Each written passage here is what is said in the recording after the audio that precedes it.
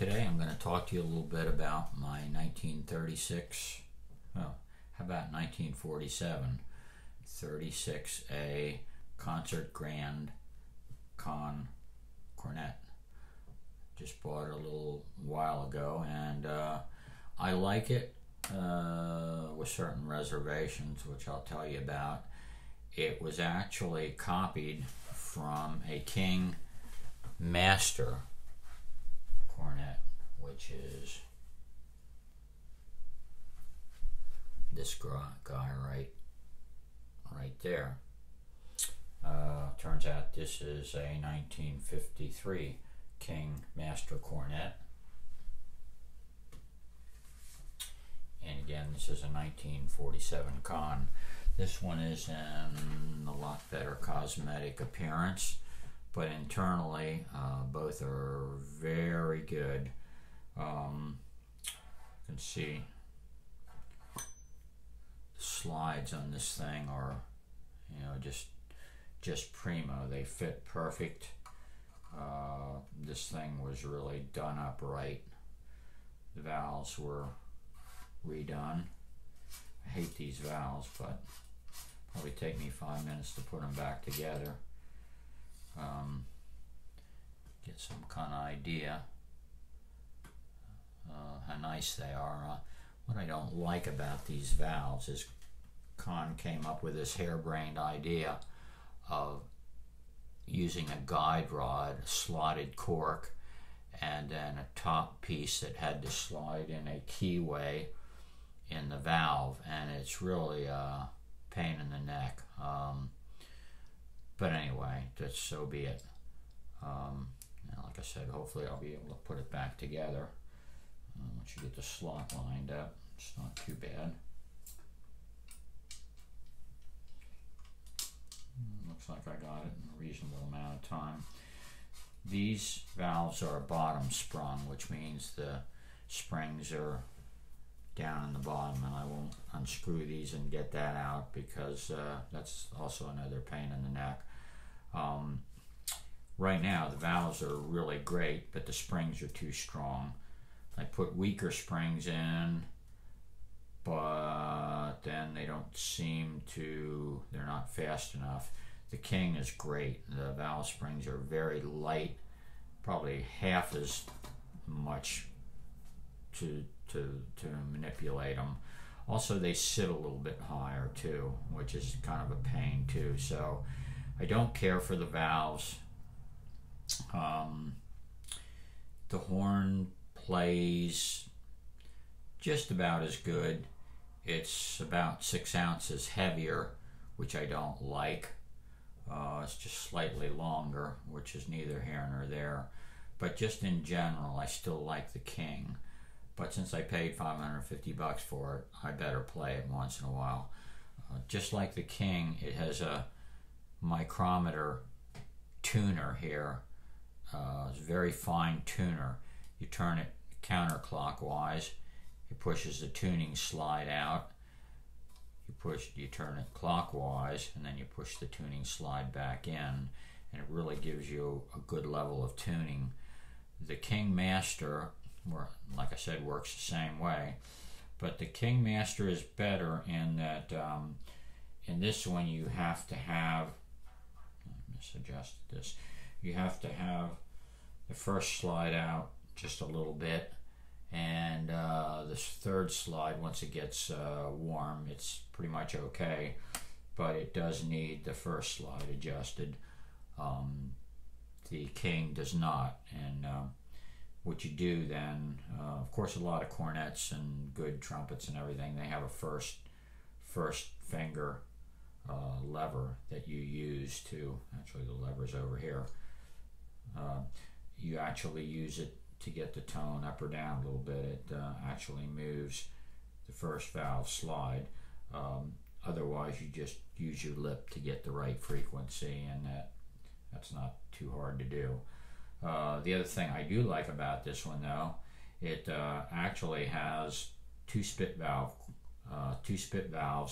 on the main pipe. Comes in through here, goes around then it goes to another water key, spit valve, whatever, and then it goes in the third slide right there. So that's kind of nice. Keeps the horn a little bit cleaner, meaning you don't have to, you know, use the valve quite as often. And if you're playing a long piece, you might get away with not even having to, you know, blow both of them out in the beginning, and then you're good to go. But this thing is in just fabulous shape, and you know, like I said, for that price, I have to definitely use it. But even at that, I mean, that's a fantastic price because it's like near mint condition. So you know, can't beat it.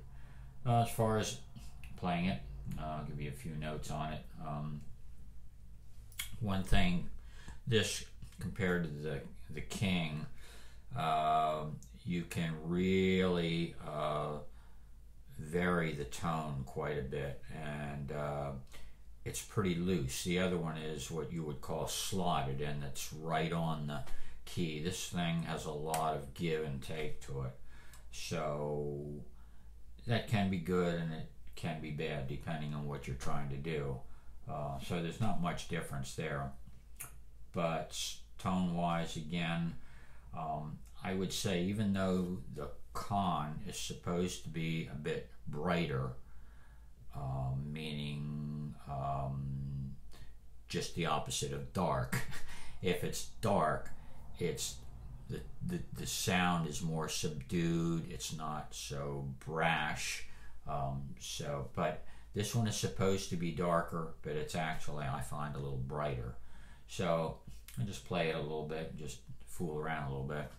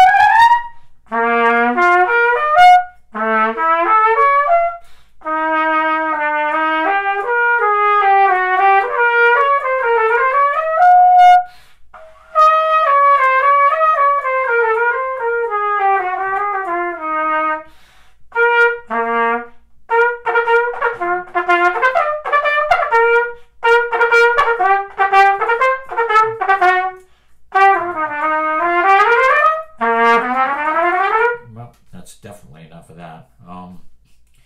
Again, I think it'll really help.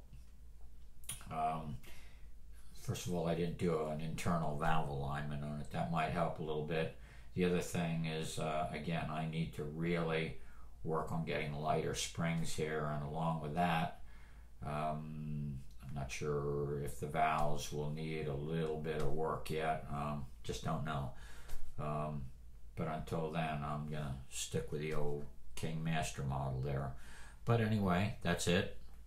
It's a very nice horn. Yeah, I think I mentioned, not sure, this horn was actually copied from King Master, and ultimately Conn had to stop making it. And it turned out that the Getson was also copied. They had a model that was copied from the King Master, and also Old Studio was later copied, but those guys got away with it because by the time that they started doing it, King was no longer making instruments anymore. The guy that was the originator, his name was King.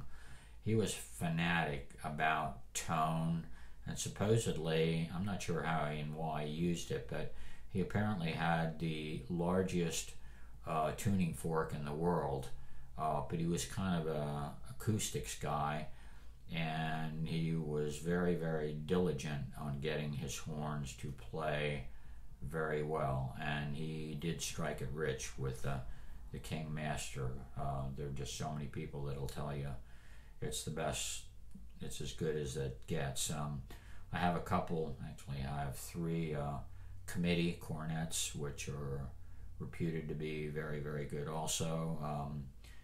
That one's got the committee beat, and this one would too, except for the valves.